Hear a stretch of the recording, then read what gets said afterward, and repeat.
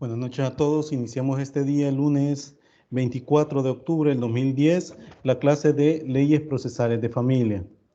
Antes de todo, y vuelvo a recordarles a ustedes, porque por ahí doy las indicaciones y vuelven a hacer las preguntas, ¿verdad?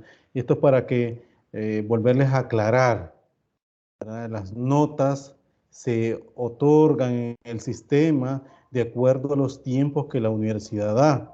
¿Por qué razón se da esto? Porque no se pueden subir notas anticipadas, ¿verdad? Entonces, al menos eso es lo que me han seguido a mí y es lo que me aparece en el sistema. Así que no estén ansiosos en las notas van a tenerlas ustedes en el tiempo establecido por la universidad para subirles la nota de este tercer parcial que pasó, así como el laboratorio. ¿Verdad? Esto para aclararles, porque no es que ustedes al momento yo tengo que estar subiendo las notas, no es así. ¿Verdad? Hay tiempos para eso y lo da la universidad y eso se los aclaro para que no estén pidiéndome notas, porque eso va a ser la universidad y se tiene plazo hasta el día domingo, ¿verdad? Entonces, eso para que se verifique por alguna situación de al compañero que tenga y que hay que solventarlo, ¿verdad? Tengo que verificar toda esa situación, ¿verdad? Eso por un lado.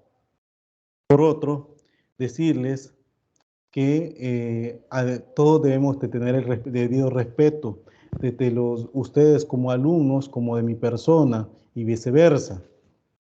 Menciono esto en primer lugar porque me dijeron ¿cómo que se llama? Por correo electrónico, que una de las alumnos no quieren trabajar este, con los grupos que se hicieron. Yo solo les insto a ustedes, porque por eso se lo dije desde un principio del ciclo, que todos tienen que estar trabajando. De manera virtual es difícil que yo pueda estar verificando quiénes trabajan y quiénes no en, las, en los grupos. Por eso es que les pongo ahí un líder y un sublíder, que ellos van a estar informando quiénes trabajan, quiénes no en los laboratorios, ¿verdad? Entonces, por esa razón les he pedido que los consignen ahí. Pero esto implica que si uno de los compañeros no trabaja, pues no hay que estarlo rogando. Si no quiere hacerlo, ¿verdad? Ustedes perfectamente, quienes tengan interés, hagan las conclusiones, hagan las respectivas aclaraciones ahí, ¿verdad? Y con lo que han llegado con los únicos compañeros que han hecho el trabajo y ahí pues trabajen. Esto me refiero porque hay un grupo que me ha externado que incluso han habido faltas de respeto entre los mismos, ¿verdad? Entonces, eso no es inaceptable que se hayan faltas de respeto, ¿verdad? Entonces, esto lo digo a nivel de todos, ¿verdad? Incluido el grupo que pues me externaron.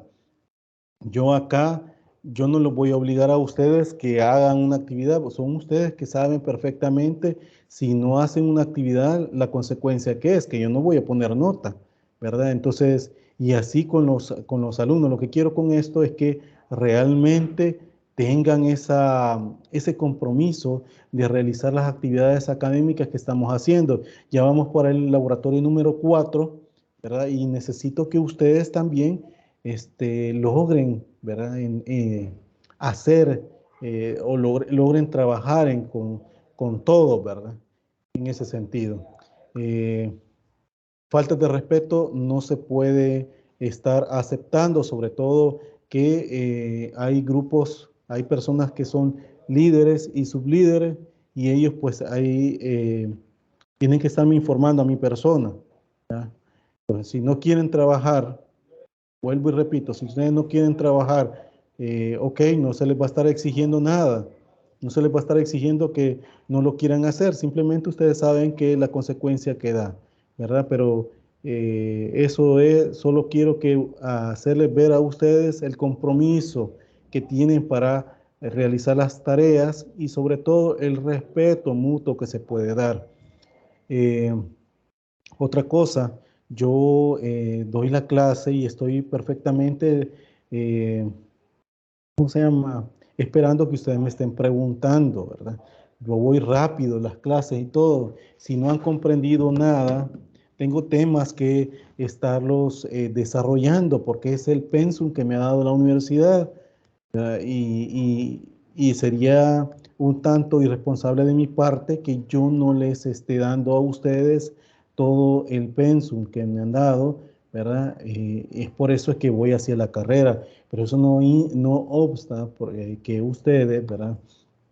No hagan preguntas y si no quieren si quieren que se las aclare nuevamente o quieren ejemplos, pues díganmelo de esa manera, ¿verdad? Pero yo no puedo estar eh, infiriendo que ustedes, sobre todo cuando ustedes no me dicen si hay preguntas cuando los consulto, ¿verdad? Aquí en la cátedra, ¿verdad? Que si a ustedes les quedó claro o no un tema, ¿verdad? Y sobre todo que me estén diciendo también en la misma plataformas que les gusta el tema X de esta forma, ¿verdad? Entonces, hagamos la manera de poder hacer las clases un tanto amena, ¿verdad? Con ustedes, con beneficio para que ustedes puedan aprender, ¿verdad? Yo estoy aquí como un catedrático que estoy presto, lejos de que a mí me pagan por esta situación, ¿verdad? Presto para poder compartir mis conocimientos hacia la persona, hacia ustedes, ¿verdad? Y que ustedes aprendan sobre esto. Eh, eh, en un ciclo es bien difícil aprender sobre una materia, ¿verdad? Porque uno catedrático da los pincelazos nada más para poder hacer, pero de ahí el alumno que quisiera ir ahondando más sobre ese tema. Sí, por favor, les pido, ¿verdad? Que si hay preguntas, háganlas. Por otro lado, el examen, no sé qué tanto lo pudieron hacer. Yo voy a desarrollarlo de la otra semana, ¿verdad? Voy a esperar acá, como les digo, por los tiempos que la universidad da, voy a desarrollar ese examen, así como el laboratorio, para que ustedes tengan conocimiento por qué, aunque no obstante yo les pongo ahí, ¿verdad? Las circunstancias por las cuales yo pongo una nota determinada, siempre les pongo el respectivo mensaje ahí, ¿verdad?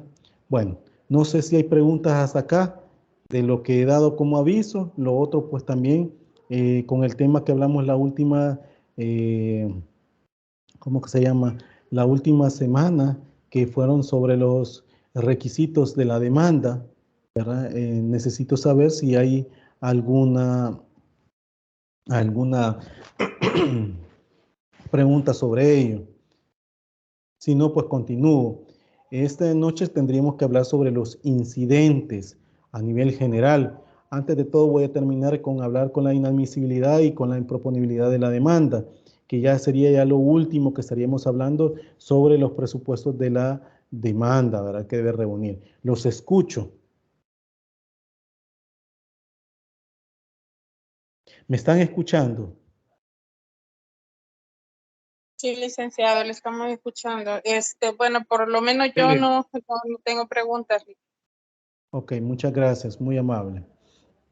Bueno, entonces debo de decirle que pues el admitir una demanda se debe primeramente, como les dije antes, para examinar la misma, o sea, demanda, solicitud, y para ello debe considerarse cada uno de los literales del artículo 42 de la Ley Procesal de Familia, que ahí se establece cada uno de los requisitos que son necesarios y que la misma ley determina, que debe de contener la demanda para su aceptación, pero que hay que aclarar que el juez o jueza de familia debe ser flexible y tener pues un criterio amplio, esto en el sentido pues al momento de hacer ese examen, ya que hay requisitos que deben ser, ¿verdad?, omitidos por el autor. Esto pues por alguna circunstancia y por el tipo de derecho que también se está determinando. El derecho, recordemos que el derecho de familia no es patrimonial, sino que de derecho social que se debe establecer, ¿verdad? Entonces, a partir de esa situación, de, que es de derecho social, entonces el juez o jueza de familia tiene que ser un tanto flexible. ¿Para qué? Para que, como criterio, pues para qué, para examinar, para admitir una demanda, ya que, como les dije antes, debe de ser omitidos por el actor, ¿verdad? y perfectamente pueden ser suplidos por el juez, como el caso del 42, en su inciso final que señala, ¿verdad?, que de la demanda, si ustedes leen ese inciso último que establece en el 42, ustedes van a poder determinar que ahí se menciona que de la demanda y los documentos que se presentan se deben entregar, ¿verdad? Menciona ahí tantas copias como demandados y haya una copia adicional para el archivo del juzgado. Esto con el fin que los demandados tengan, pues obviamente, tengan, ¿cómo se llama? Eh, ¿Cómo decirlo? Eh, que tengan copia de todo lo actuado por las partes, pues, ¿verdad? Entonces, obviamente, desde el momento de la admisión de la demanda, para el emplazamiento se debe de consignar toda la demanda, las prevenciones que se establecieron, la subsanación de prevenciones, para todos los documentos que se agregan y que demuestra como prueba documental la declaración de los testigos, ¿verdad? Entonces se debe determinar ahí, ¿verdad? Esto pues obviamente se establece, ¿verdad? Que esas copias se deben establecer, se deben determinar, pero también la declaración jurada también, que ustedes pueden ver que en ese mismo inciso último, perdón, del 42, establece, cuando hablamos de la declaración jurada de ingresos e ingresos, tanto el artículo 42 como el artículo 46 establece que deben de ser presentados por ambas partes, sobre todo cuando se solicita cuota alimenticia o pretensiones que hay que cuantificar, ¿verdad?, la capacidad tanto del demandante como del demandado. Entonces, acá, pretensiones que no solamente sea cuota alimenticia, sino que también tiene que ser, ¿verdad?, aspectos como eh, pensión alimenticia especial, pensión compensatoria, daño moral, ¿verdad? Que se debe de alguna manera ver la capacidad de las partes, ¿verdad? ¿Para qué? Para cuantificar digamos, ese quantum, ¿verdad? Determinarlo puntualmente para establecerlo, ¿verdad? Se considera errada la actuación de algunos jueces incluso, ¿verdad?, cuando previenen al demandado para que presente copias, porque estas no se presentaron completas y la parte actora no las presenta en el término señalado, ¿verdad? Eso por decirlo que son requisitos que incluso, si ustedes pueden ver, como por ejemplo los testigos, si podemos denominar los testigos, pero si nos olvidaron las generales de los testigos, porque incluso para determinarlo, como lo dice el 44 de la Ley Procesal de Familia, hay que establecer esas generales, ¿verdad?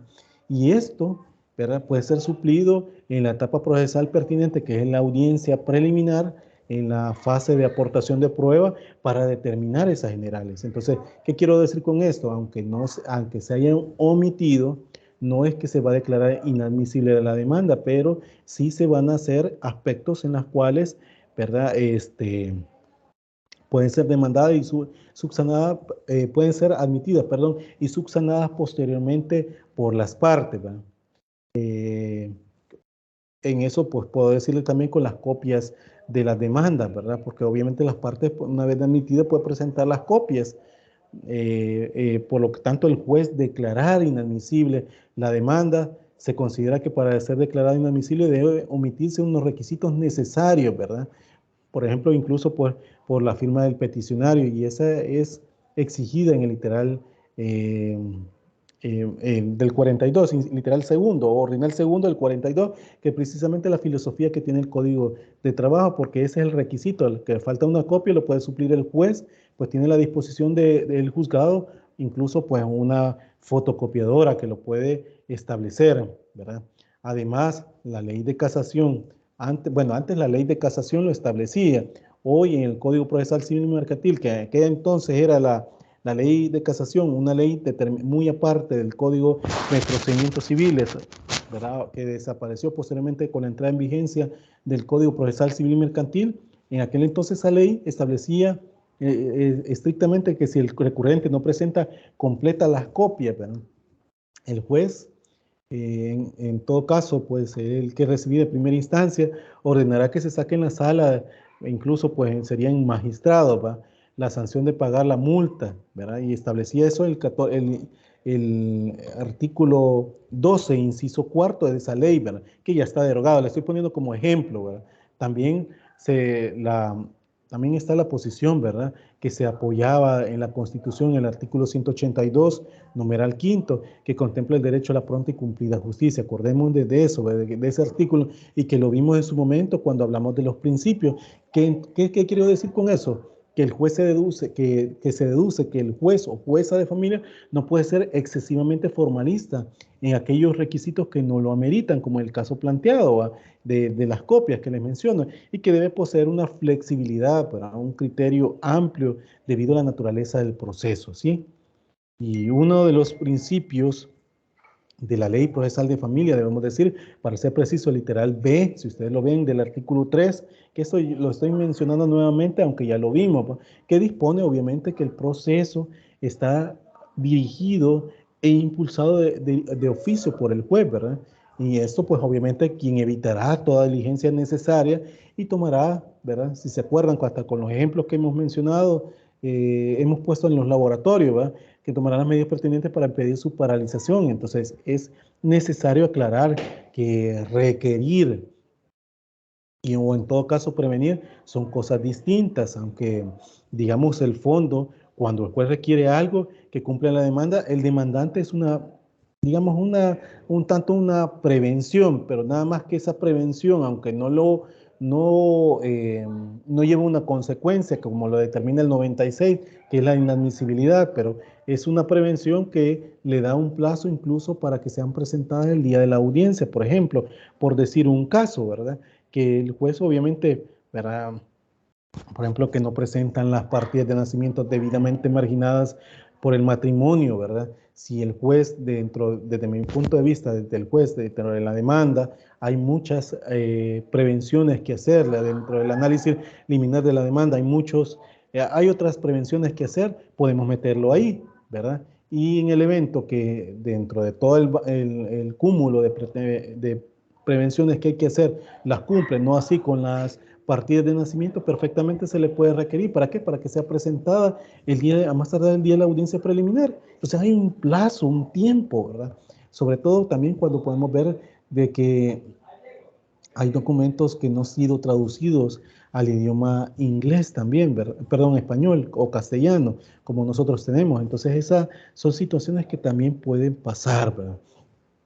Eso pues obviamente es necesario aclarar, ¿verdad? Como les dije, que requerir y prevenir son casos distintos, aunque el fondo, cuando el juez o jueza requiera algo, ¿verdad?, que cumpla en la demanda, el demandante es una, digamos, prevención, pero entre estas dos figuras existe la diferencia bien marcadas, ¿verdad? Y es que requerir es una acción del juez o jueza, ¿verdad?, de familia, en la cual pide, ¿verdad?, corregir una anormalidad. Por ejemplo, también, como le digo, que se manda a emplazar por paradero ignorado, obligación de la parte, pues, que promueva la demanda, presentar las publicaciones, y en ese sentido, ¿verdad?, el juez o jueza de familia hace el siguiente requerimiento, que es donde se le menciona, pues, que se presente, ¿verdad?, donde se le menciona que se le requiere al abogado o abogada, ¿verdad?, que apoderado de la parte actora presente las publicaciones. No sé si han podido ver ustedes los edictos, que los edictos ahí se le establece que deben de establecerlo por 30 días. Este juzgado da un plazo de 30 días para que se presenten las publicaciones una vez se haya retirado el respectivo edicto. Así se dice, ¿verdad? Entonces acá, pues, obviamente da un tiempo prudencial, ¿verdad? Pero este requerimiento se diferencia de la prevención en que ¿verdad?, que se hace cuando la demanda ha sido admitida, ¿verdad?, mientras que la prevención se hace antes de la admisión, ¿sí? O sea, prevención, vuelvo y repito, es antes de admitir la demanda o solicitud, y requerimiento es cuando estamos hablando que ya se admite la demanda o solicitud y se le da un plazo prudencial para que pueda perfectamente presentar o subsanar el requerimiento, ¿verdad?, respectivo en cualquier etapa del proceso, ¿sí? Entonces, Por eso este requerimiento se diferencia de la prevención en que aquel, ¿verdad?, se hace cuando la demanda ha sido admitida, mientras que la prevención se hace antes, como se lo dije antes, ¿verdad? Y otra diferencia es que la prevención debe cumplirse dentro de un plazo que establece la ley, que generalmente son los 3 días que establece el artículo 96 de la Ley Procesal de Familia. En cambio, en el requerimiento no hay un plazo establecido, ¿verdad? El juez da un tiempo prudencial para cumplirlo y como generalmente se da para la próxima audiencia que tenga el juez con las partes, y esa se da el día de la audiencia preliminar, ¿sí? Y que es el momento que también en la etapa procesal pertinente dentro del desarrollo de la audiencia preliminar, como puede ser la ordenación prueba, la fase saneadora, la conciliación, que las partes el juez tiene un diálogo con las partes, ¿verdad? Y sobre todo con las partes materiales y técnicas. Entonces, en relación al ejemplo anterior que les he dado, si no lleva las publicaciones, el proceso se archiva, aunque no definitivamente, pues si se llevan, se reabre el proceso, o sea que el requerimiento no hay una sanción, lo contrario sucede, ¿verdad?, con la prevención, ya que si esta no se cumple en el plazo establecido por ley, o sea, en los 3 días que establece el artículo 96, se declara inadmisible la demanda, así de simple, ¿verdad? Es decir, la prevención siempre es un requerimiento, pero con sanción si no se cumple y con un plazo de 3 días, como les dije antes, en base a los artículos tanto 95 como 96 de la Ley Procesal de Familia.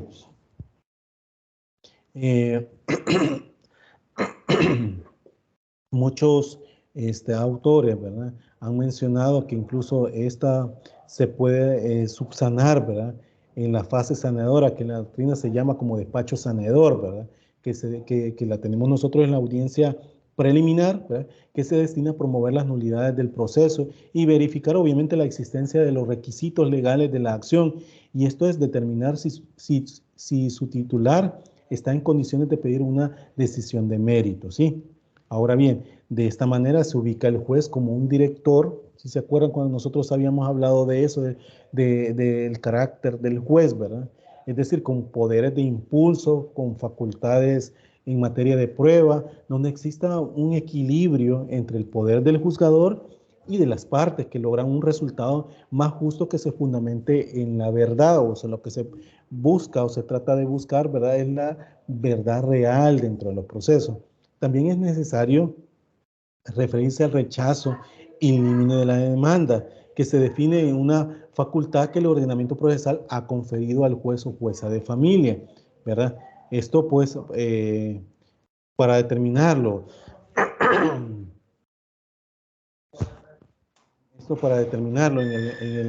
para poder establecer, ¿verdad?, la improponibilidad, ¿verdad? Esto porque no solamente la inadmisibilidad de la demanda, sino que también la improponibilidad, que esa la establece el 277 ahora en el Código Procesal Civil y Mercantil, ¿verdad? Ahora bien, por eso es el examen liminar de la demanda, ¿verdad?, que esto no solamente se da in limine de la demanda, es decir, el examen liminar de la misma, sino que también in persicendis litis, es decir, después de haberse admitido la demanda.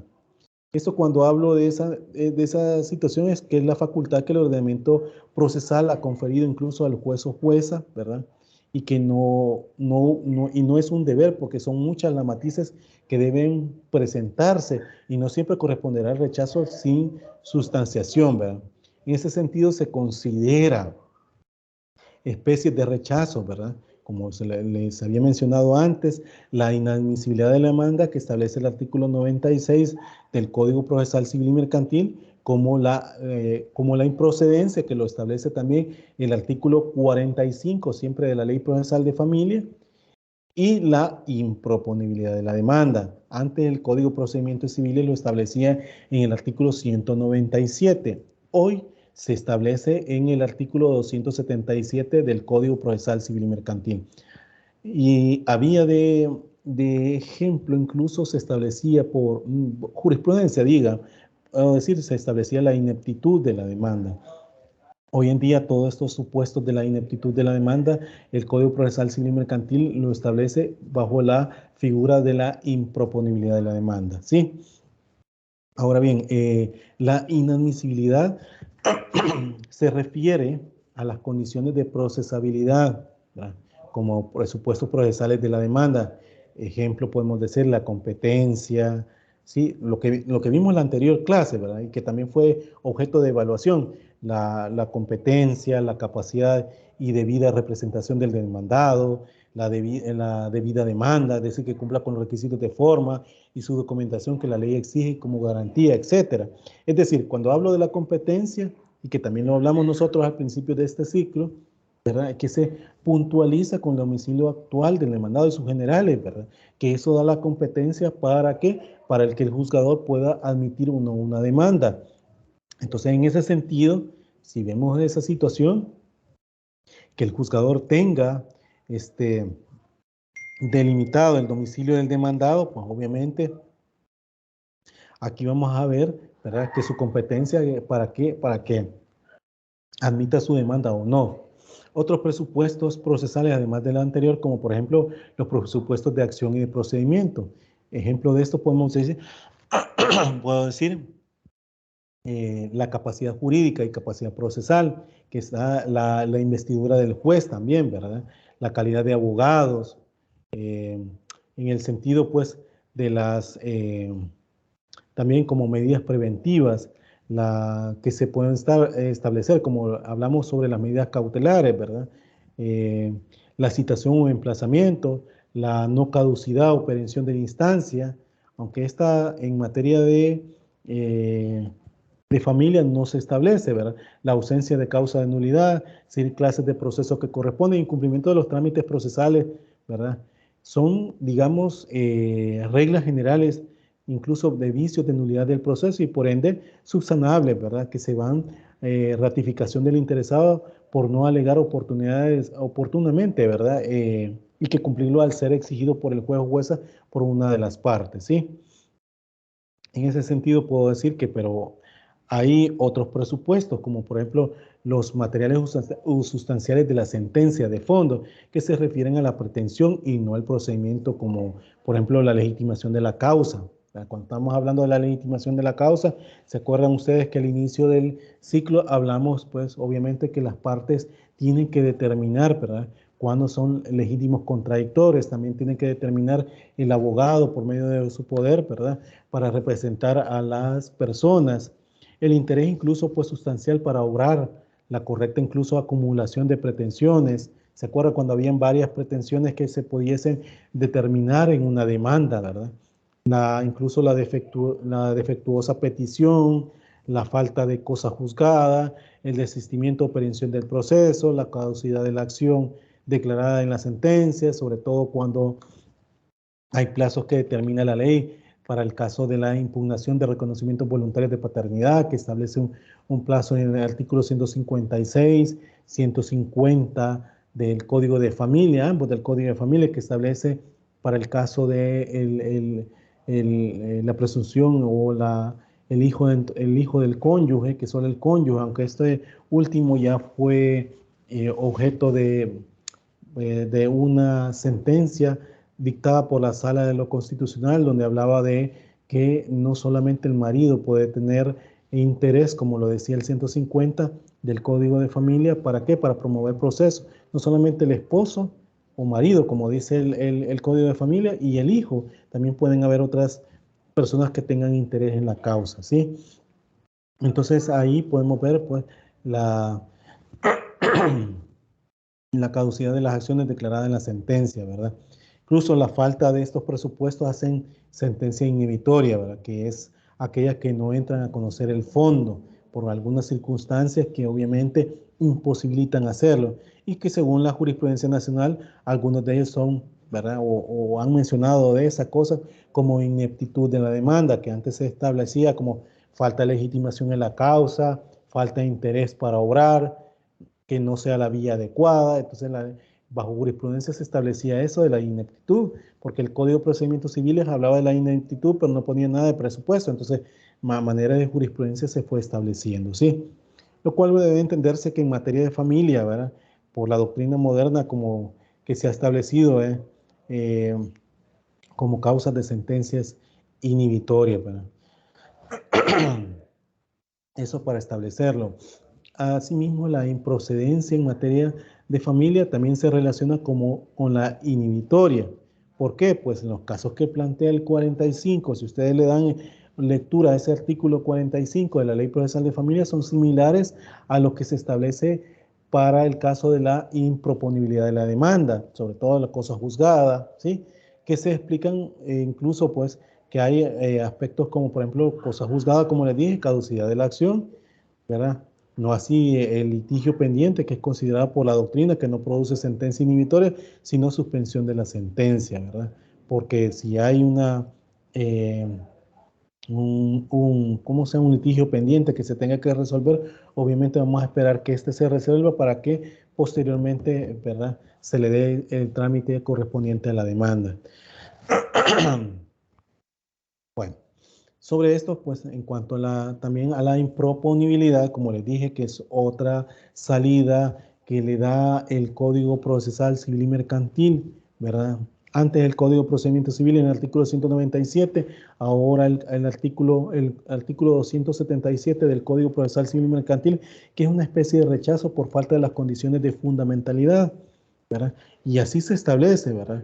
Como por ejemplo el objeto ilícito, inmoral, contrario a las buenas costumbres, sin objeto, etcétera. Por aplicación supletoria en materia de familia, es necesario entender a la luz de las teorías modernas y no confundir su verdadera razón de ser, ¿verdad?, para determinarlo. En ese sentido, es necesario tratar de diferenciar entre al despacho saneador con rechazo in limine. Cuando hablo despacho saneador, vuelvo y repito, son las fases en las cuales dentro de la audiencia preliminar, que la vamos a ir viendo más adelante, ¿verdad?, se puede establecer y se puede sanear el proceso, ¿verdad? No así, pero con el rechazo de en límite de la demanda, que no se puede, por más que se le admita, que en esa etapa puede sanearse, ya que no siempre es manifiestamente claro. Si bien dos figuras, digamos, jurídicas buscan la obtención de valores en relación a la justicia, el rechazo de la demanda debe aplicarse excepcional y restrictivamente, mientras que el saneamiento, que es de anticipación y señalamiento de los defectos veniales, ¿verdad?, en lo que nos ocupa la demanda, porque para su sanación ha de ser con mucho criterio del rector, ¿verdad?, que se establece que se debe salvar y encauzar todo lo, digamos, rescatable. ¿Para qué? Para que la finalidad del proceso se satisfaga con plenitud y no estemos entorpeciendo de alguna manera el trámite del proceso. Ese es el fin, ¿verdad? Sobre todo en los apartados incluso, ¿verdad?, que en la misma ley establece, pues para el saneamiento, que el 103 en adelante de la Ley Procesal de Familia, habla con respecto al despacho saneador o fase saneadora, ¿verdad?, como lo tenemos, ¿verdad?, de la demanda. Eso para establecerlo. Ahora bien, antes de todo, también debo decirlo, pero la improponibilidad, y debo de establecerlo, la improponibilidad de la demanda, también hay aspectos en los cuales, ¿verdad?, hace imposible el trámite del proceso. Cuando hablo la imposibilidad del trámite del proceso, es que realmente no puede dársele celeridad por aspectos, como les dije, ¿verdad?, cosa juzgada, ¿verdad?, que no puede establecerse. Si estamos hablando que existe cosa juzgada, sobre todo, que imaginémonos que haya un proceso de divorcio que se haya sustanciado previamente, donde las partes haya sido promovida por la parte particular, digamos, la parte material haya contratado los servicios de abogado, ¿verdad?, particular, para que se le tramita el proceso de divorcio, el juez al final le da trámite, la contraparte viene, se allana la pretensión. Por decir un ejemplo, estoy poniendo aquí muy extremo, pero pongámosle que sí pasa, y que obviamente el juez venga y diga una de las consecuencias que tenga el allanarse sobre la pretensión conforme al 47 de la Ley Procesal de Familia es que el juez tiene que dictar sentencia, siempre y cuando no haya niños o adolescentes que escucharlo, ¿verdad? Porque eso hay que decirlo, ¿verdad? Porque si hay niños o adolescentes que escucharlo, obviamente no puede dictar sentencia, tiene que señalar, ¿verdad?, audiencia para eso. y para que posteriormente admita el allanamiento. Pero lejos de esa situación, imaginémonos que después la contraparte venga por medio de la Procuraduría General de la República, por medio de sus defensores públicos de familia, y promueve el proceso después de que se haya dictado la sentencia. Entonces, eso sería ilógico de estarle dando trámite al proceso. Entonces, aquí podemos decir que hay una improponibilidad de la demanda, ¿verdad? En ese caso, ¿sí? ¿Hay alguien que me quiera preguntar? Dijo que un allanamiento, es que dijo, Sí, así es, Edward Alvarado. un allanamiento dentro de la audiencia. Vaya, mire, si usted lee el artículo 47 de la Ley Procesal de Familia, el allanamiento es una salida alterna al proceso. Cuando hablo salida alterna del proceso, es que corta el trámite del proceso, que no llega a toda la fase, a desarrollarse toda la fase. Es decir, no va a pasar por audiencia preliminar, no va a pasar por audiencia de sentencia, sino que el juez dice, ese artículo 47, que por el allanamiento es que las partes están aceptando los hechos. Entonces, cuando los está aceptando de hecho y de derecho, dice, entonces lo consecuente, siempre y cuando no caiga en los presupuestos que establece el artículo 48, ¿verdad? Es que el juez tiene que admitir el allanamiento, y una consecuencia de admitir el allanamiento es dictar sentencia, ¿sí? Entonces, creo que ustedes vieron estas salidas alternas, salidas anormales o salidas alternas al proceso, ¿verdad? Es decir, que no se desarrolla todo el proceso, sino que hay, como por ejemplo la conciliación, ¿verdad? Si vamos a ver en su momento la audiencia preliminar, que tiene una fase conciliatoria, que también perfectamente pueden conciliar las partes, y ahí no llega el dictado. Pero bueno, llegando al ejemplo que les había puesto del allanamiento, ese es un dictado de sentencia. Entonces, yo les estaba poniendo el ejemplo de esto porque el juez ya no siguió, no tuvo una inmediación con las partes y dictó la sentencia. El ejemplo que les estaba poniendo era para que verifiquen que nuevamente las mismas partes, por medio de otros abogados, en este caso de la Procuraduría les ponía yo, porque generalmente la Procuraduría, por la carga de trabajo, ellos tienen un exceso de trabajo que no pueden darle eh, prioridad a los casos, ¿verdad? Lo hacen en la manera, pues obviamente que va el trámite, ¿verdad? Entonces, ellos, pues obviamente como humanos son pocos recursos generalmente, ¿verdad? Humanos, profesionales, y que obviamente, pues, presentan las demandas muy tarde. Les pongo este ejemplo porque yo lo tuve, ¿verdad? En su momento, una de las partes me llegó alegando de eh, que porque les hice la prevención, ¿verdad? No, ¿cómo que se llama? Les declaré improponible la demanda porque había cosa juzgada. Ya había dictado la sentencia y me estaba planteando. Entonces llegó el señor y me dijo que esto había sucedido porque la Procuraduría se había tardado mucho. Había pasado más de un año y ellos se querían divorciar lo más pronto posible porque cada uno tenía su pareja y había una criatura por nacer, ¿verdad? Entonces él quería de la señora, ¿verdad? Quería que no saliera a nombre del señor, por lo que establece la presunción, ¿verdad? El 17, obviamente, la presunción que establece el 141, y el 17 siempre del Código de Familia. Entonces, por esa razón se allanaron. Pero me decía que por la Procuraduría lo había planteado tarde, ¿verdad? Entonces, que ellos ya no tenían el deseo porque ya habían dictado la sentencia, ¿sí? Entonces, por eso es que para que ustedes tomen en cuenta el ejemplo, ¿verdad? Para poder declarar la improponibilidad de la demanda, ¿sí? ¿Queda claro, Edward Alvarado? Sí, gracias. Ok, muchas gracias. Bueno, una vez haber dicho esto, debo de decir, ¿verdad? Que la admisión de la demanda en los procesos, pero sobre todo en procesos y diligencias de jurisdicción voluntaria, en la Ley Procesal de Familia, el artículo 95 regula la figura que estamos mencionando. Es decir, al disponer que una vez que la demanda es presentada al juez o jueza de familia, ¿verdad? O esta, pues, es el encargado de resolver si es admitido o no. O sea, si la admite o no, ¿verdad? En el examen liminar que hace, concediéndole para ello un término de 5 días. La ley le establece 5 días de los cuales debe de examinar u observar si la demanda o solicitud reúne a cabalidad con los requisitos que establece el artículo 42 de la Ley Procesal de Familia. Esto quiere decir que para, digamos, para una admisión, ¿verdad?, sea de proceso, sea de diligencias, que recordemos que para la diligencia se tiene que ir entre el 180 de la Ley Procesal de Familia y el 42, ¿verdad?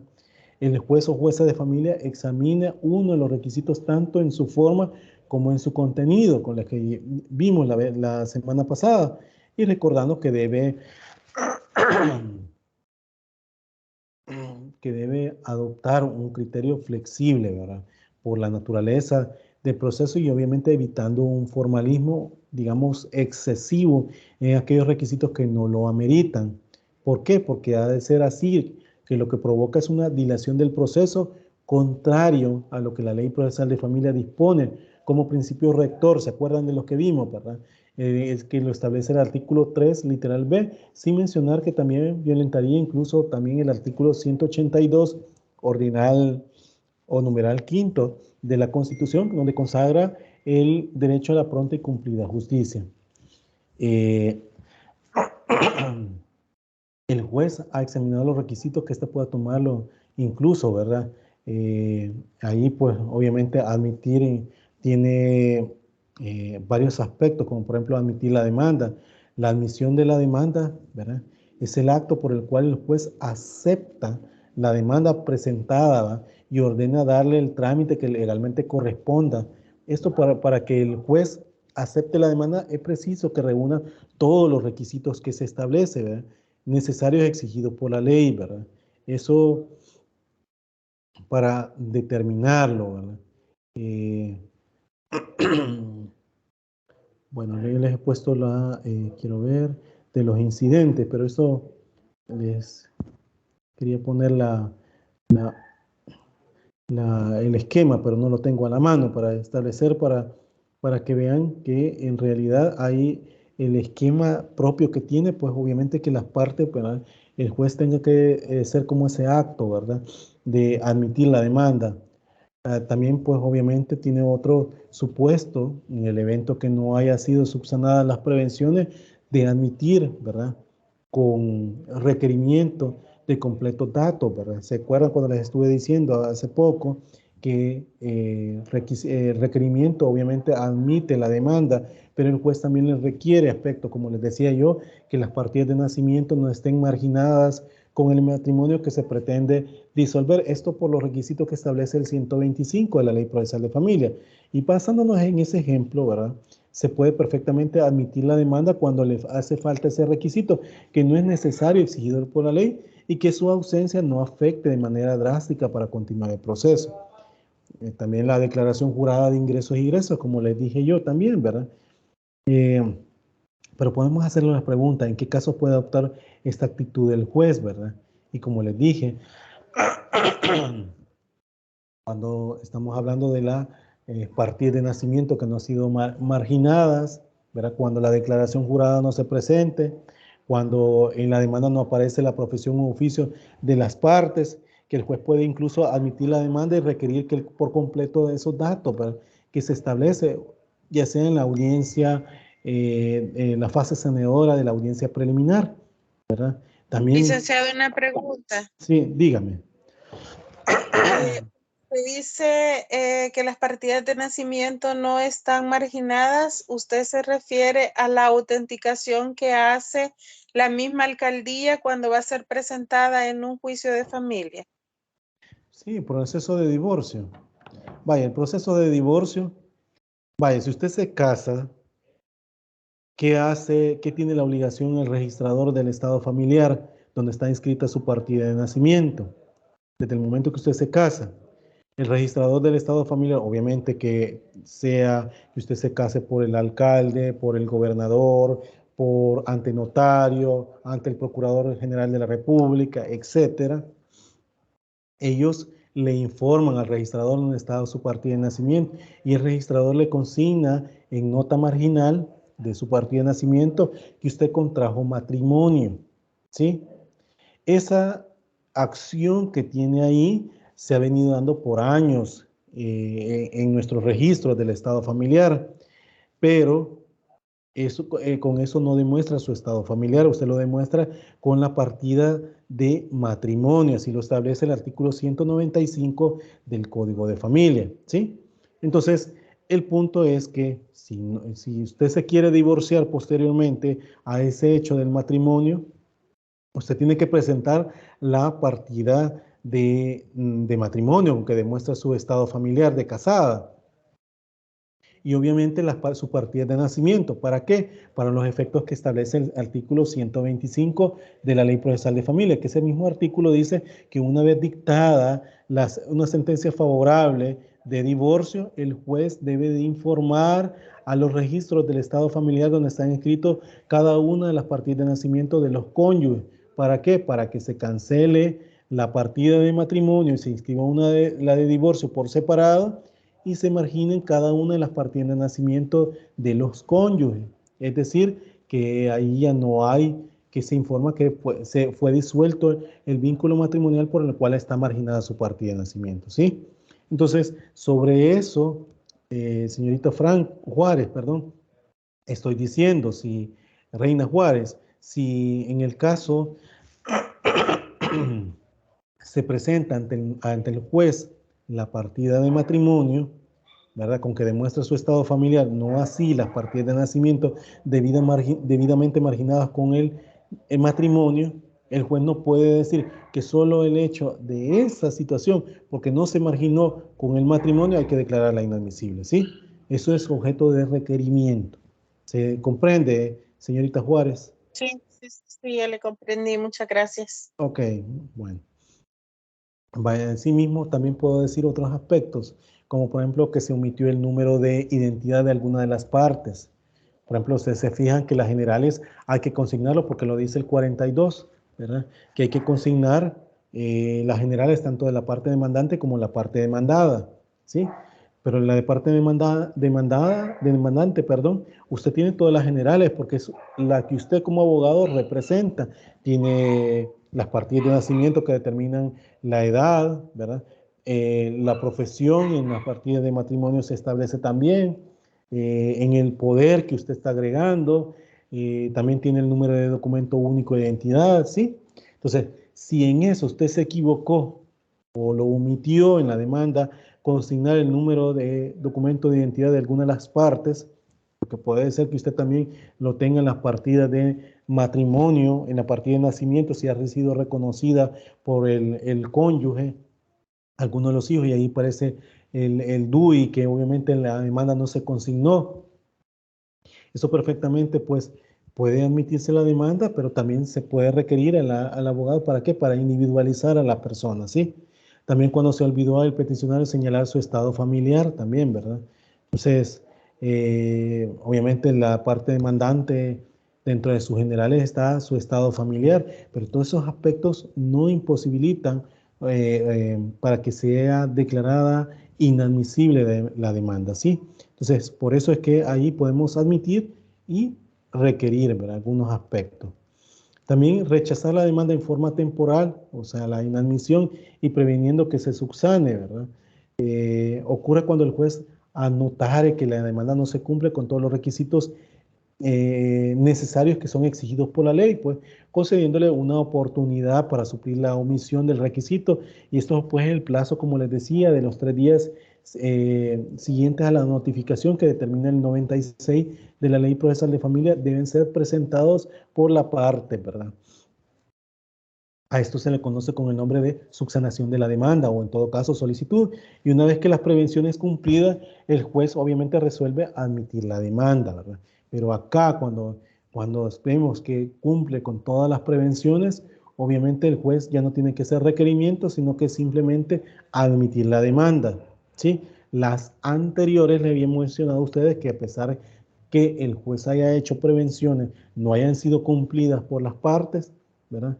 Obviamente el juez y verifica el juez que pueden ser subsanadas durante el desarrollo del proceso, aquí las puede entonces perfectamente ¿cómo que se llama? Perfectamente admitir y requerir, ¿verdad? Esta figura es de carácter temporal, ¿verdad? Cuando hablamos lo de la previo a admitir, ¿verdad? Porque dura mientras el demandante completa la omisión que corrige el error y procede, ¿verdad? Cuando le dije, por ejemplo, cuando faltará el nombre de una de las partes, ¿verdad? La calidad de menor o mayor, el domicilio del demandante. Recordemos que, bueno, ahora ya el caso de mayor o menor, pues obviamente, pues con el cambio, aunque al artículo 42 establece que es necesario, pues, pero antes, ahora con el que los adolescentes no se pueden casar, mucho menos obviamente divorciar, ¿verdad? Porque antes así lo establecía el 204 de la Ley Procesal de Familia, que solamente en casos de comunidad diferida tendría que ver por medio de su representante judicial, ¿verdad? Representarse, le estoy hablando para casos de procesos, también para de alimentos, pero en casos de alimentos, por ejemplo, cuidado personal, que ahora incluso el adolescente puede promoverlo, puede otorgar poder, porque así lo dice el 218 de la Lepina, pero indistintamente ese supuesto, ¿verdad? Pero se debe determinar, ¿verdad? Los nombres de las partes, ¿verdad?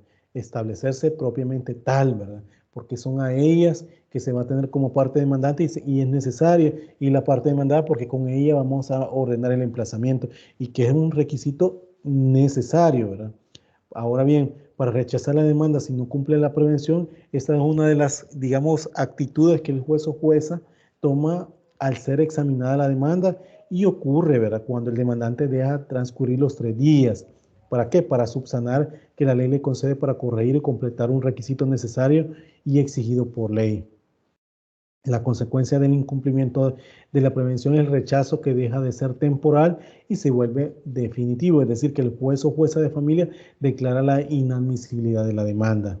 Si el demandante no está conforme con la resolución, la ley, ¿verdad? En este caso la Ley Procesal de Familia, faculta para interponer recurso de apelación y esto lo establece el artículo 153 de la Ley Procesal de Familia y en este caso, en caso de fracasar el recurso, siempre le queda a salvo el derecho. ¿Para qué? Para presentar una nueva demanda y en la cual se colige que esta es que la inadmisibilidad no goza de cosa juzgada material, como podría ser, ¿verdad? El dictado de una sentencia, como les dije antes, ¿verdad? Es decir, porque la inadmisibilidad es por requisitos que son necesarios para la tramitación del proceso, ¿sí? Acá estamos hablando que se puede señalar que la demanda puede ser admitida de dos formas, de forma inmediata y de forma mediata, ¿sí? Cuando hablo incluso de forma mediata, ¿verdad? Perdón, de forma inmediata, el juez admite la demanda después de examinarla y observa que reúne los requisitos necesarios exigidos en el artículo 42 en un plazo de 5 días, ¿verdad? Es decir, el examen liminar que establece el artículo 95 de la Ley Procesal de Familia. Cuando hablamos de forma mediata, esta la establece el artículo 96. Cuando en la demanda se observa que carece de alguno o alguno de los requisitos enumerados en el artículo 42 y el juez o jueza de familia los puntualiza, ordenando al demandante que los subsane en el transcurso de 3 días siguientes a la notificación respectiva y una vez cumplida la prevención, la demanda será admitida. En ese sentido que no hay claridad por parte de los jueces cuándo debe prevenir a la parte demandante respecto del incumplimiento de algún requisito en la demanda, ¿verdad? Podemos decir incluso que si un juez previene a la parte demandante que legitime en legal forma su personería, porque viene certificando una copia en la cual él mismo ha actuado como notario, por ejemplo, es decir, que se haya otorgado un poder, ¿verdad?, ante sus oficios y él mismo se haya autorizado como abogado, no podría venir además de ello dando fe que es una copia que es fiel, ¿verdad? Por ponerle un ejemplo, sin saber que incluso pues la sala se ha pronunciado al respecto cuando dice que menciona que no choca el artículo 39 cuando los abogados han ejercido sus funciones que dan fe de una copia fiel con la original y en la cual incluso pues está actuando como abogado. Cuando menciono el artículo 9 de la ley de notariado, si ustedes le dan lectura a ese artículo, menciona siempre y cuando estén bajo su oficio, es decir, digamos, el poder sea otorgado ante escritura pública, ante sus oficios notariales, que ahí ustedes como notario, el señor, su representado, le otorga poder a usted mismo como notario. Esa es una prohibición que establece el artículo 9, no así en el caso de las certificaciones que establece el artículo 30 de la ley transitoria, ¿verdad? De la ley del ejercicio de la jurisdicción voluntaria y de otras diligencias que menciona eso, que es el 30, que esa es una certificación que ahí el notario hace, que da fe del documento que lo tuvo a la vista, mas no así con respecto a el contenido de los documentos, ¿sí? Solo da fe que son originales o no. Lo mismo puede pasar para el caso de las auténticas. ¿Se acuerdan cuando estuvimos hablando de que el poder puede ser escrito, dirigido ante el juez, ¿verdad? Por la parte demandante o demandada, ¿verdad? Nada más dirigido al señor juez de familia, tal, las generales, otorgo poder al licenciado tal, etcétera. Ese es un escrito dirigido al juez. Pero la firma que autentica el notario, en este caso, que puede ser el mismo que haya designado el señor para el otorgante, pues, del poder. Ahí se ha dicho que no hay, ¿cómo se llama? Lo que determina el artículo 9, 9 de la ley de notariado, es decir, que no hay un aprovechamiento, que no han ejercido en sus funciones, ¿verdad? Como en una escritura, ¿verdad? Porque lo único que el notario está haciendo, dando fe de la auténtica de la firma, en el caso del escrito, ¿verdad? Y en el caso que sea de las copias certificadas, ¿verdad? Que solamente está dando fe de la autenticidad del documento, digamos, original que se establece, que lo dice el 30. En consecuencia de esto, pues se ve la deficiencia de algunos jueces que hacen incluso prevenciones infundadas, ¿verdad? Con el respeto de los colegas, ¿verdad? Cuando la jurisprudencia es que es fuente de derecho, pues ya ha resuelto esa cuestión, ¿verdad? Otros problemas que algunos jueces tienen o encuentran dificultad es con respecto al ofrecimiento de prueba. Esto pues que se establece el artículo 44 de la Ley Procesal de Familia, donde se menciona que la demanda se acompañará, ¿verdad? La prueba documental que se pretende hacer valer, si no se dispusiera de ella, ¿verdad? Si lo dice el artículo 44, hay que mencionar su contenido, el lugar en que se encuentra, y se pedirá su incorporación obviamente al juez o jueza de familia para que en la etapa pertinente oportuna, que es la ordenación de prueba en la audiencia preliminar, sea incluida. El inciso segundo de ese mismo artículo 44 establece que si se solicitará prueba testimonial, se indicará las generales incluso de los testigos y lugar donde pueden ser citados, ¿verdad? Entonces, la ley es tajante en eso, pues dice, mire usted, va a presentar prueba testimonial para probar los hechos controvertidos en su demanda, debe mencionar los testigos y además de eso mencionar sus generales y no solo nominarlos, ni solo decir fulano de tal, sino decir que tiene tantos años de edad o por lo menos decir que es mayor de edad, mayor o menor de edad, ¿verdad? Porque pueden ser testigos, ¿verdad? Su ocupación, ¿verdad? Y también mencionar su residencia. ¿Por qué la residencia? Porque es el juez o jueza familia quien lo manda a citar y por esta razón es que se pide que se mencione la dirección de los testigos, ¿verdad? Ahora bien, hay jueces que admiten no se ponga la dirección de los testigos. ¿Por qué? Porque si se menciona solo es para efectos de que sean citados. Si no se menciona, entonces se puede decir, testigo puede ser citado por medio de, incluso, pues, bueno, abogados lo dicen así, ¿va? Los testigos pueden ser citados por mi medio en el lugar que he señalado para oír notificaciones, ¿verdad? En la práctica, y obviamente porque la carga de la prueba le corresponde a la parte que lo oferta, en este caso la parte actora, si ha puesto prueba testimonial, obviamente él o ella tiene la obligación de presentar los testigos y pues obviamente el juez perfectamente puede decir que se va a citar por medio de los abogados, pero no le va a estar pidiendo, mire, dígame un lugar para citar a los testigos, ¿verdad? Si lo va a hacer por medio del abogado, por ejemplo, ¿verdad?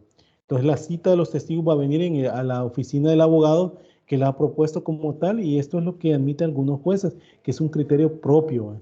Pues la naturaleza del proceso, ¿va?, de familia puede ser favorecer al mismo, ¿va? La ley es más, digamos, errada, porque dice que se debe mencionar la dirección donde se pueden ser citados, pero eso también podemos decir, ¿verdad?, que por aperturar, ¿verdad?, porque es un requisito, si bien es cierto, necesario, pero que lo podemos subsanar el día de la audiencia preliminar, que es cuando se citan, cuando se admita la prueba, en este caso la declaración de parte, o declaración de los testigos, prueba documental, etcétera, en la ordenación de prueba, y que eso lo establece el artículo 109 de la Ley Procesal de Familia, que ahí perfectamente pueden ser incluso citadas por medio del abogado, que el abogado va a estar ahí en la audiencia, ¿sí?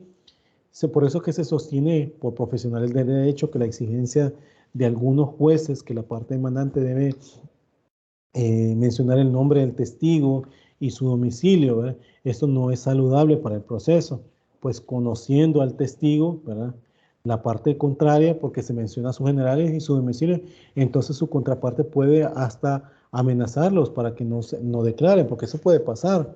Pero lejos de esa situación que puede ser amenazada por la contraparte, ¿verdad?, que se entera que quiénes son los testigos, ¿verdad? Pero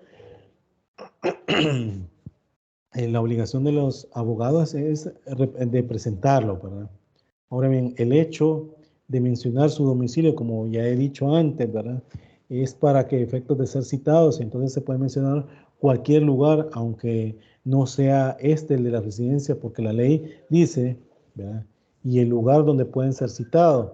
¿Por qué? Porque se debe interpretar de esa manera tal disposición, ¿verdad?, del inciso segundo de la parte última del artículo 42, ¿verdad?, que podemos obviamente citarlos por medio del abogado, ¿verdad? En la redacción del artículo 44, que ya se ha transcrito en el literal siempre F, ¿verdad?, del artículo 42, si ustedes ven que casi es similar, ¿verdad?, el ofrecimiento de la determinación de los medios de prueba que el demandante pretende hacer valer. Así lo dice el artículo 42 del literal F, ¿verdad? Y este literal debe incluso, pues, interpretarse de forma correlativa con el artículo 44, siempre de la misma ley, o sea, de la Ley Procesal de Familia, que establece, digamos, de la forma y cómo se debe ofrecer la prueba. Si es un divorcio, la partida de matrimonio es necesaria. Si hay hijos, también la partida de nacimiento de estos, que se debe presentar juntamente con la demanda, pero dice en la segunda parte de este incluso, pues, de este inciso, si no se disponiera de ella, ¿verdad? O sea, del artículo, me refiero 44, si no se dispusiera, ¿verdad?, incluso de la prueba, se mencionará su contenido, así lo dice, el lugar en que se encuentre se pedirá su incorporación al proceso. Válidamente, ¿verdad?, se le puede decir al juez, señor juez, señor juez o jueza de familia, mi mandante está casado o casada con el señor fulanito de tal, matrimonio que contrajo en tal fecha, podría decir, según consta en la partida de matrimonio inscrita con el número tal, del libro tal, etcétera, pues, del registro del estado familiar, etcétera, sí, ¿verdad? Partida de nacimiento que no agrego en esta demanda en virtud que no tener la disposición, la cual oportunamente presentaré o pediré al juez el auxilio judicial. ¿Para qué? Para que lo solicite el respectivo registro. Podría decirse eso, imaginémonos por situaciones de que el registro no quiere extenderlo. Si se le pone eso en una demanda, ¿verdad?, el juez o jueza de familia siempre va a prevenir pidiendo que se incorpore y que de esa manera, pues, los jueces están dando una interpretación restringida a una disposición. Pues si no se acompaña la demanda, porque no la tiene la disposición, debe cumplir los demás requisitos. Es decir, si los demás requisitos se cumplen para la admisión de la demanda, entonces hay que admitirla. Hay que admitir la demanda, pero obviamente, ¿verdad?, si reúne los demás requisitos que son necesarios. y si no lo reúne, y esos otros requisitos, estas prevenciones que se ha hecho, las puede subsanar en el transcurso del proceso, pues perfectamente se le puede hacer bajo la figura del requerimiento, como les dije antes. Cuando la segunda parte de este inciso segundo que establece el artículo 44, dice que no se tuviera a disposición, ¿verdad? Así lo dice ese artículo, se mencionará su contenido y este es el que se mencionó antes, para que yo les mencionaba, es decir, que se ofrezca a presentar la prueba cuando la tenga, ¿va? Y ahí se está diciendo o salvando, pues que el juez la pida, porque hay circunstancias incluso que no puede pasar. Sin embargo, ordenar prevención de presentarla bajo pena de inadmisibilidad. Y el fundamento incluso que los jueces es que estos dicen que en ese documento tiene una íntima relación con la acción invocada. Entonces no se va a dar la admisión cuando una demanda de divorcio en la cual el vínculo matrimonial no está aprobado, ¿va? Y según algunos jueces con criterio incluso civilista, por lo que este inciso se violenta incluso o hay violación de ley, ¿verdad? Si en el evento pues se le estuviera exigiendo a la parte que está, en este caso la parte actora, que está mencionando dónde está el lugar, la prueba, que no la puede aportar en ese momento que de la admisión de la demanda, ¿verdad? Entonces ahí el juez tiene que temperar, tiene que ser flexible, lo que se acuerdan que estábamos hablando en un inicio de esta clase, para la flexibilidad que tiene que ser.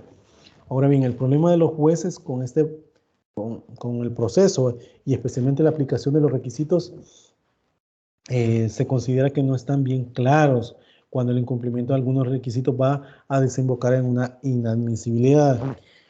En relación a los testigos que establece el artículo 44 de la Ley Procesal de Familia, que la ley no tiene una disposición en que ampararse, ¿verdad? Cuando un testigo es clave para la investigación y pues está impedido para asistir a declarar, sea porque está fuera del país, como ejemplo, ¿verdad? O que la ley no regula que se pueda nombrar o nominar otro testigo, porque puede pasar esa situación y sobre todo, recordemos, hay situaciones que son tan necesarias, ¿verdad? De los testigos, sobre todo prueba anticipada, porque puede pasar esa situación cuando surgen situaciones dentro del seno familiar y que solamente haya sido presenciada por un solo testigo, etcétera, ¿verdad? La exigencia del nombre del testigo ha dado problemas incluso de interpretación, pero basados en que el impedido con justa causa no le corre término y también pueden hacer uso del derecho, ¿verdad? Si justifica su impedimento, probado en que el testigo está fuera incluso por ejemplo, de la República, ¿va? Con movimientos migratorios respectivos que se puede establecer, ¿va? Y que obviamente eso le dificulta no tener sus generales, que puede ser aplicando incluso, ¿verdad? Que los jueces pueden, en todo caso, ¿verdad? No esté previsto en la Ley Procesal de Familia, ¿verdad? Que incluso el Código Procesal Civil Mercantil los esté sacando en problemas. Se le pide la absolución de posiciones incluso del juez de familia que no le da o que no está regulado en la ley, como por ejemplo en situaciones que sean tan necesarias para la presentación de algún documento, la declaración de los testigos, como les decía antes. Entonces, todo lo que no estuviera incluso prohibido y proporciona alguna facilidad al solicitante o demandante o mayor expedición del despacho sin perjudicar a la defensa de la parte está permitido, debemos de decirlo de esa forma, ¿verdad? Es importante acudir a todo lo que no está prohibido, ¿verdad? Con lo que dice incluso el artículo 1 del Código Civil, ¿verdad? Y que se tiene el caso pues, del testigo que está fuera del país.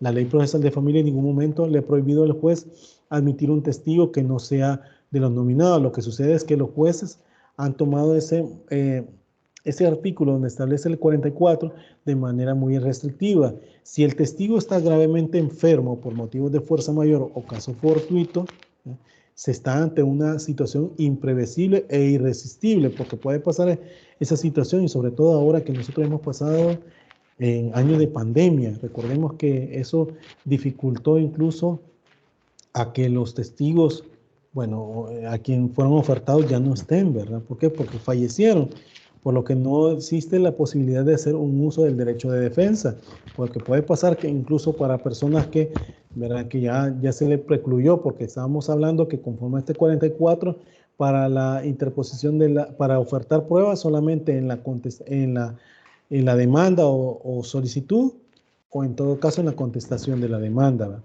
Por lo que no existe posibilidad de hacer uso del derecho de defensa en una de las partes. Entonces, aquí podemos decir que surge la necesidad de constitucionalizar el proceso de familia y que aquí puede decir, podemos preguntarnos, ¿y qué dice la Constitución?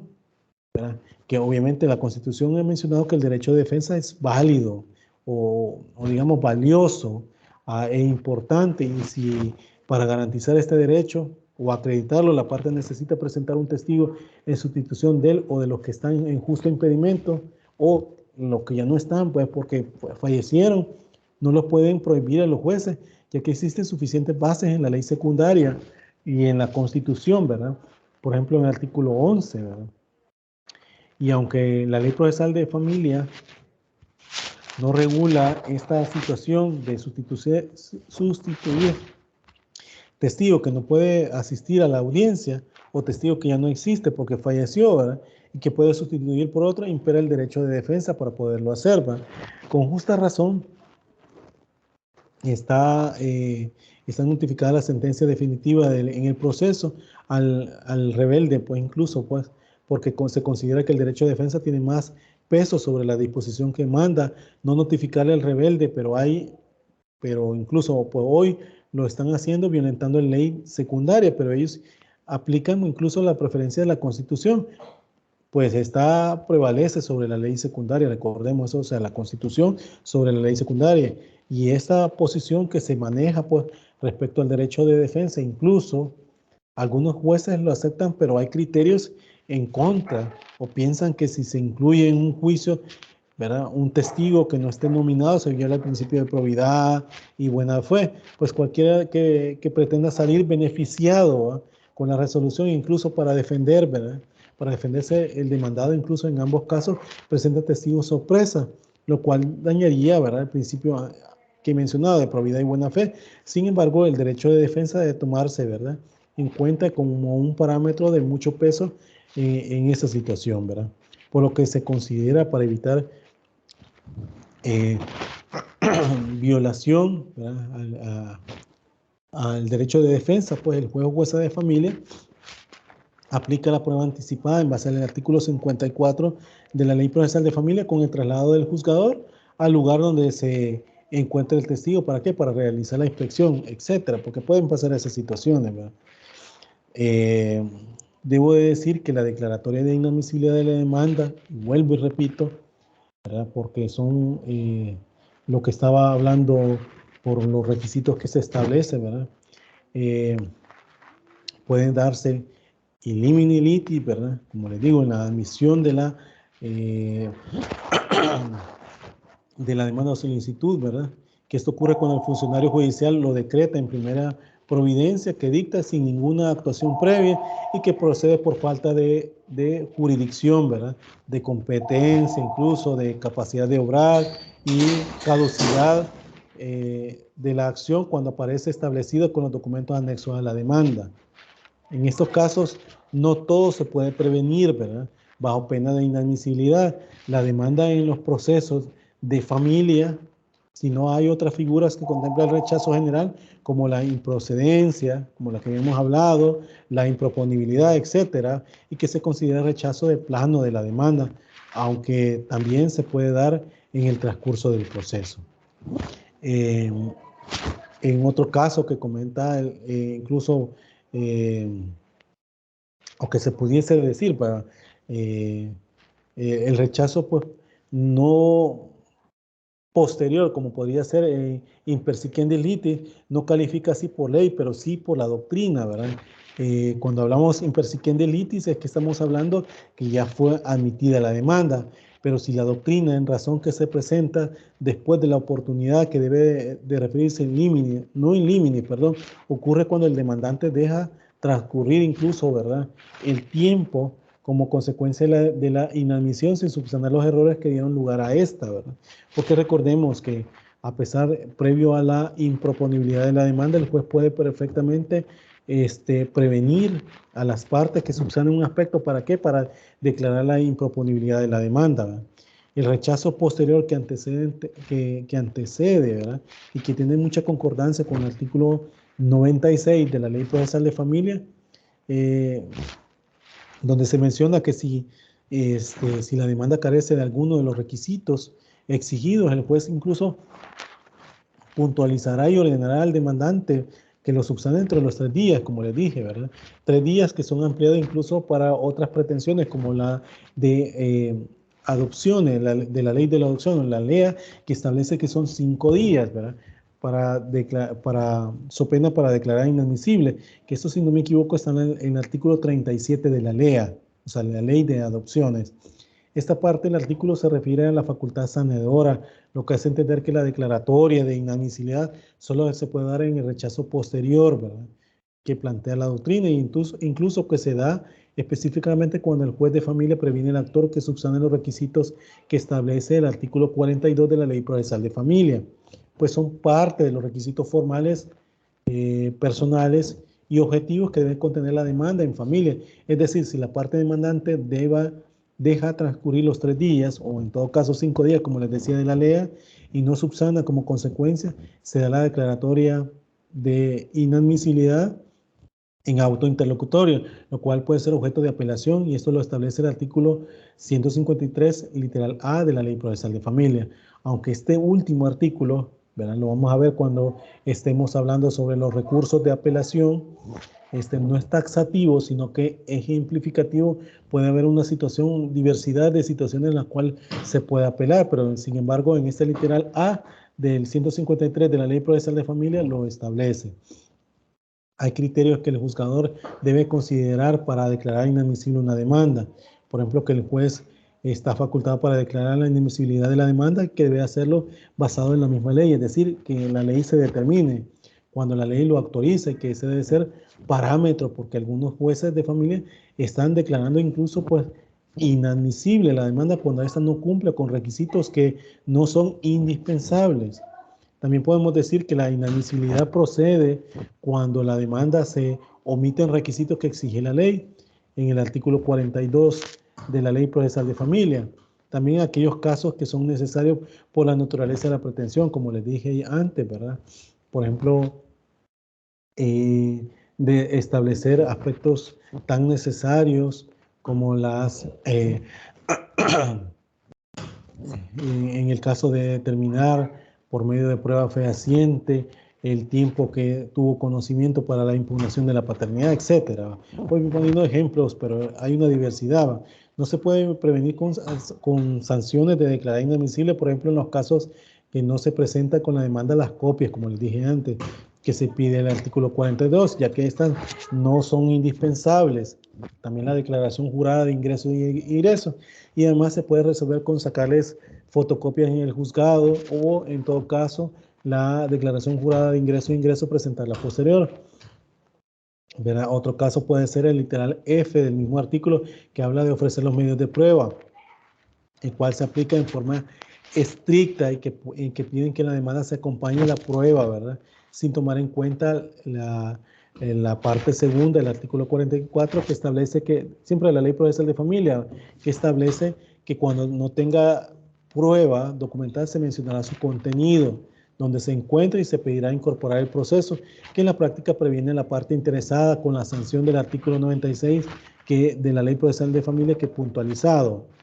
La inadmisibilidad también se puede ver no solo por falta de los requisitos formales de la demanda. ¿Por qué? Porque el artículo 95 de la Ley Procesal de Familia da una base, ¿verdad?, cuando dice que presentada la demanda, el juez resolverá sobre su admisibilidad dentro de los 5 días siguientes a la presentación, ¿verdad? Esto explica como un ejemplo que podría ser que el juez o jueza de familia, ¿verdad?, declare inadmisible una demanda cuando aparezca de manifiesto en la demanda mismo que el actor no está legitimado de la causa. Pero esto se entiende que la doctrina como improponible, ¿verdad?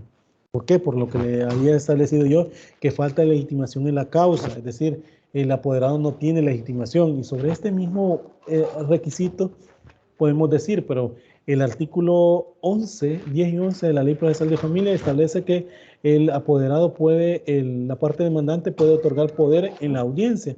Perfectamente lo puede otorgar, ¿verdad? Entonces podemos decir sí, hasta incluso esa situación, ¿verdad? Lo que incluso puede suceder es la inadmisibilidad que se toma como especie de la figura, ¿verdad? Sin embargo, no se comparte en criterio, ¿verdad?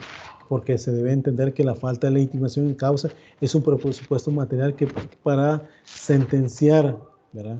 Pues su falta genera una sentencia incluso inhibitoria, como ya hemos apuntado, ¿verdad? Y la improponibilidad es muy diferente, pero algunos jueces incluso la han hecho pues porque, sobre todo en diligencias de jurisdicción voluntaria, donde no hay otro momento más que la audiencia de sentencia, y ahí perfectamente puede presentar el poder o en todo caso otorgarlo en audiencia.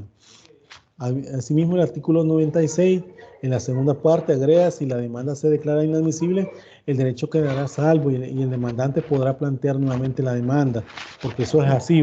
Eso se debe entender que la declaratoria, además de ser apelable, no causa cosa juzgada material, ya que la nueva demanda se puede presentar el mismo día o el día siguiente de darse el auto, ¿verdad?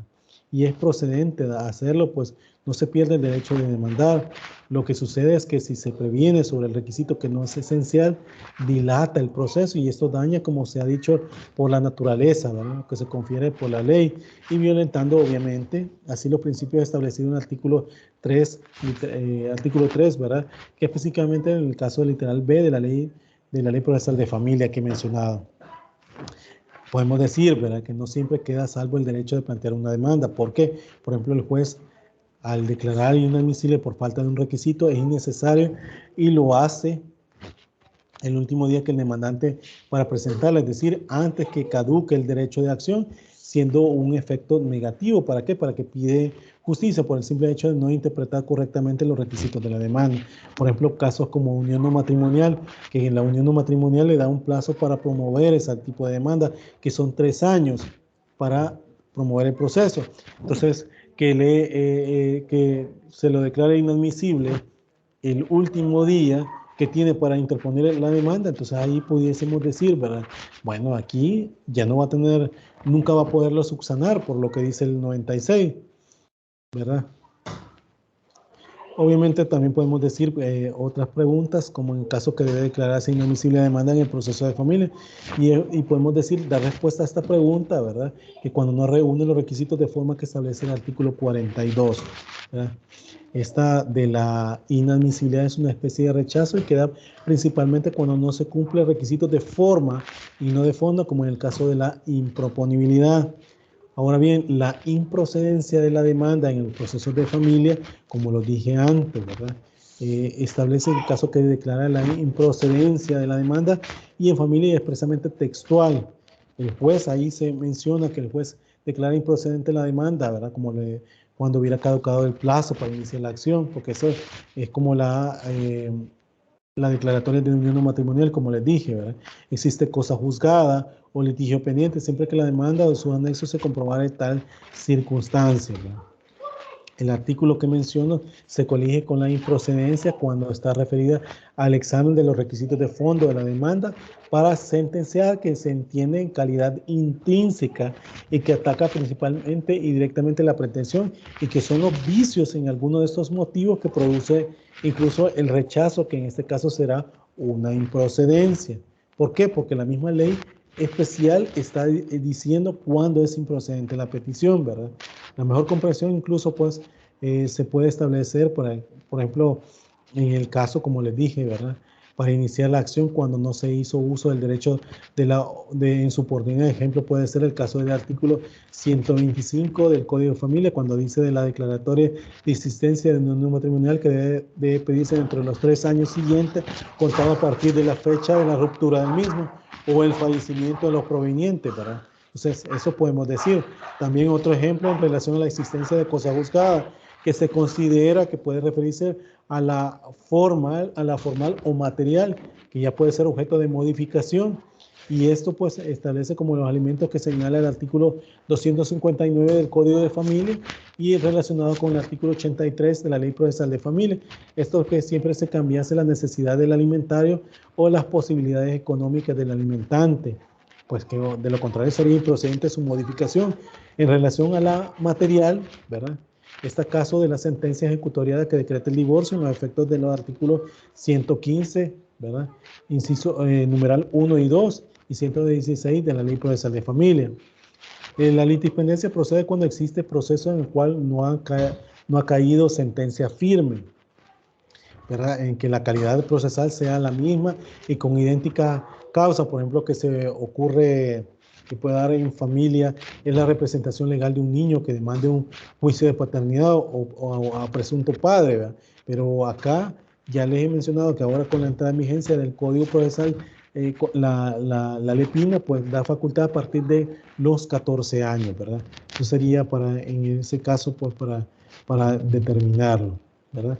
De esta manera, pues la improcedencia de la familia puede ser motivo de investigación que no se profundiza para que haya un interés del estudio de la especie de rechazo y que se considera procesalmente, ¿no? Debo decir que la improponibilidad de la demanda, ¿verdad? Esto ya para culminar, se establece, ¿verdad?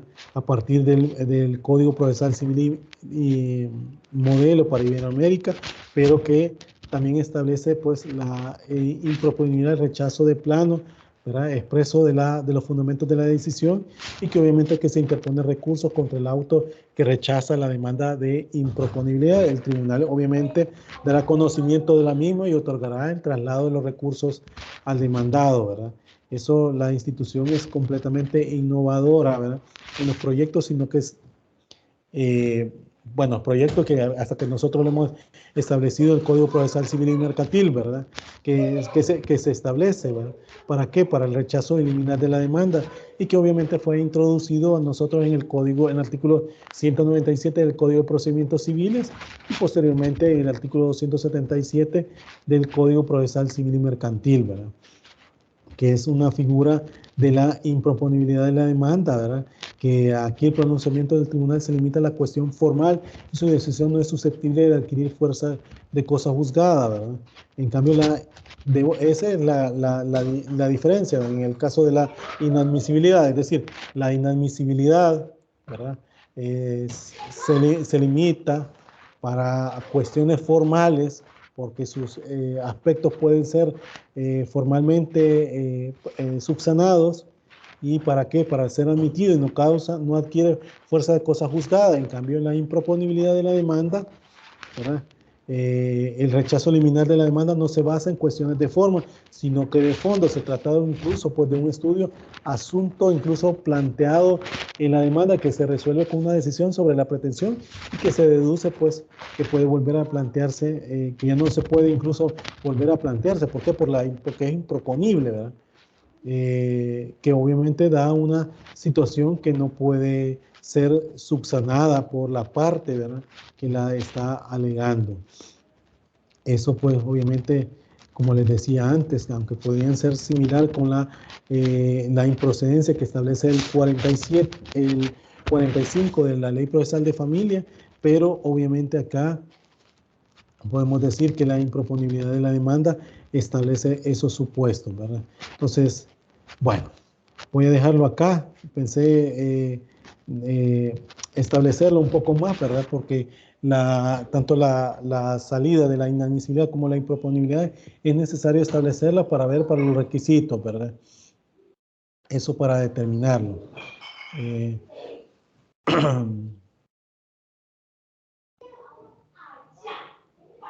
Hola, ¿me escuchan? Hola, hola, ¿me escuchan? Silencio. Ok. Sí, licenciado, se le escucha. Sí. Bueno, miren, no sé si hay preguntas hasta esto que he hablado sobre esto.